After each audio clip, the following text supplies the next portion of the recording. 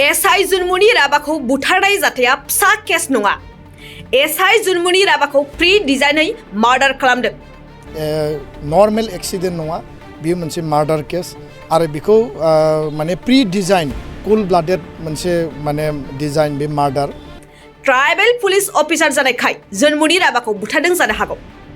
दिनै बेफोर गोख्रों बाथ्राखौ बुंदों मिरु एबसुनि आफादगिरि दिपेन बर'आ। दुखुनि समाव जुनमुनि राबानि नखरजों गसंफादों दुलाराय बर' फरायसा आफादा। बे जाथायखौ गोख्रों रावजों सोंखारिनानै मिरु एबसुनि आफादगिरि दिपेन बर'आ बुंदों, एसआई जुनमुनि राबाखौ बुथारग्रा दायनिगिरिखौ गोख्रोङै साजा होनांगौ। जुनमुनि राबानि नखरनो थार बिजिरनाय होनो थाखाय बे जाथायनि सायाव जेबो सन्देह गैयालासिनो गेबेङै नायबिजिरनांगौ होननानै एबसुआ दाबि दैखाङो। फारसेथिं एसआई जुनमुनि राबाया थैनायनि 1-2 घन्टानि उनावनो नगाव पुलिसा बिथांनि नखराव सिग्रोमनायखौ गोख्रों रावजों पुलिस बिफानखौ सोंखारिदों आफादगिरि दिपेन बर'आ। दुलाराय बर' फरायसा आफादनिफ्राय थांनाय 15 मेआव मोनानि 1:30 बाजियाव जि जालांनाय जख्लाबान्दानि जि इन्सिडेन्ट आरो बे इन्सिडेन्टआव जुनमुनि राभा सासे साब इन्सपेक्टर, सासे साहसि आरो सासे माने जाखांफुनाय जि माने पुलिस अफिसार बिथांनि जि एक्सिडेन्ट जानानै थैनाय बे जि मोनसे माने खौरां, बे खौरांखौ लानानै जोङो फोथायनो हायाखै आरो बिथांनि जि माने अबथिरा थैनाय बेखौ लानानै जों गोथौयै दुखु फोरमायदों। गुबै बाथ्राया जाहैबाय जे थांनाय बे सानबानि गेजेराव जिखिनि तथ्य, जिखिनि इनफरमेशन मेडियायाव बा बिभिन्न दिगनिफ्राय जिखिनि जों मोनबाय, जुनमुनि राभानि बिमा बिथांनि जिखिनि स्टेटमेन्ट, जाय नुग्रा गारि सालायग्रा प्रणब दास बिथांनि स्टेटमेन्ट आरो लोगोसे पस्टमर्टेम रिपर्ट, लोगोसेनो जख्लाबान्दा सिभिल हस्पिटालनि जाय माने सुइपार बिथाङा जुनमुनि राभानि डेड बडिखौ बोखांनो थाखाय गारिसिम फैदोंमोन आरो बिथाङा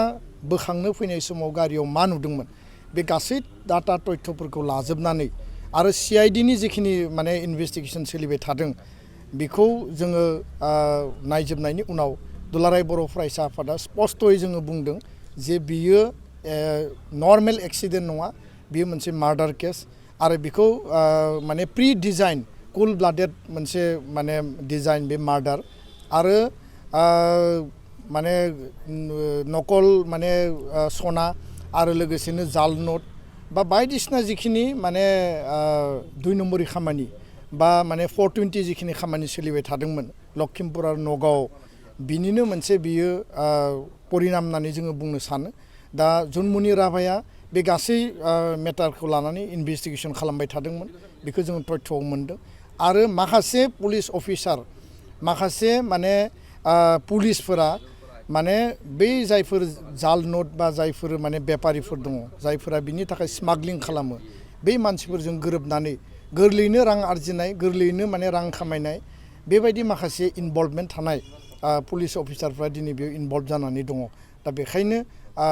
बेयाव पुलिसनि गेजेरावनो पुलिस कनफ्लिक्ट जानायखौ जों नुदों आरो पुलिसानो, माखासे पुलिसानो बेखौ डिजाइन खालामनानै दिनै बुथारनायनि मोनसे सन्देह जोङो बेयाव माने नुनो मोनदों। दा बेखायनो दुलाराय बर' फरायसा आफादा जों सिबिआइ दाबि खालामबोदों आरो दिनै आसाम सरकार बिथांमोना नखरनि दाबि, रायजो राजानि दाबि, आसामनि गासै दल संगठन सुबुंफोरनि दाबि बायदियै बेखौ सिबिआइ इनकुवारि होनायनि थाखाय बिथांमोना थिग खालामदों आरो बेखौ लानानै जोङो दुलाराय बर' फरायसा आफादा स्पष्टयै बुंदों जे कुनु सन्देह गैयाबासिनो, कुनु माने बेबायदि गोनो गोथो गैयाबासिनो, कुनु जाहाथे बेयाव डिले गैयाबासिनो जाहाथे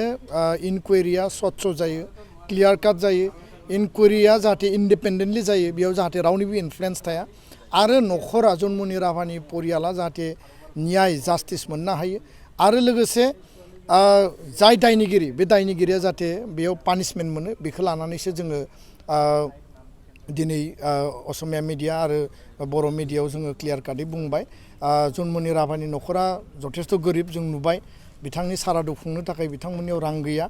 जुनमुनि राभाया जि सानाव थैदों बिनि 1-2 घन्टा उनाव बिथांनि नखराव पुलिसा रेड खालामनाय जादों, नगाव पुलिसा।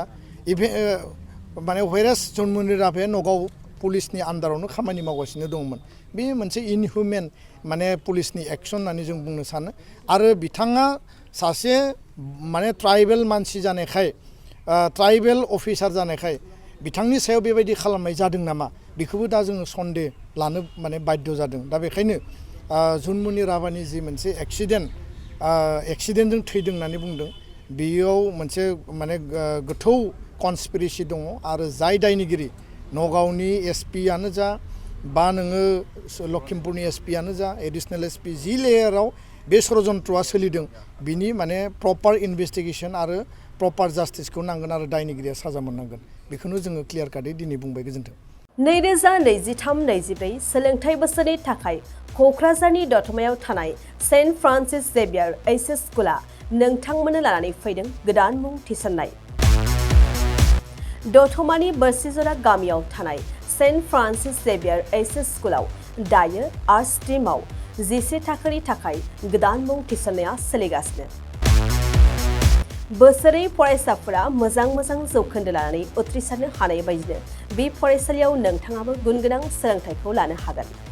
लोगोसेयैनो बे फरायसालियाव सोलोंथाइनि मोजां थासारिखौ बिथा खालामनानै हौवासा आरो हिन्जावसानि थाखाय आलादा हस्टेलनि खाबुबो दं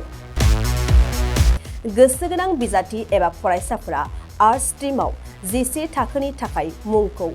सेन्ट फ्रान्सिस जेभियार एइचएस स्कुलाव थिसननो हागोन मुं थिसननायनि बागै आबुं बाथ्राखौ मिन्थिनोब्ला नैबे मबाइल नाम्बार 7637819350 एबा 6900559217 आव थोंजों सुलाद लानो हागोन थामहिनबा सेन्ट फ्रान्सिस जेभियार एइचएस स्कुलाव थांनानैबो नोंथाङा सुलाद लाहैनो हागोन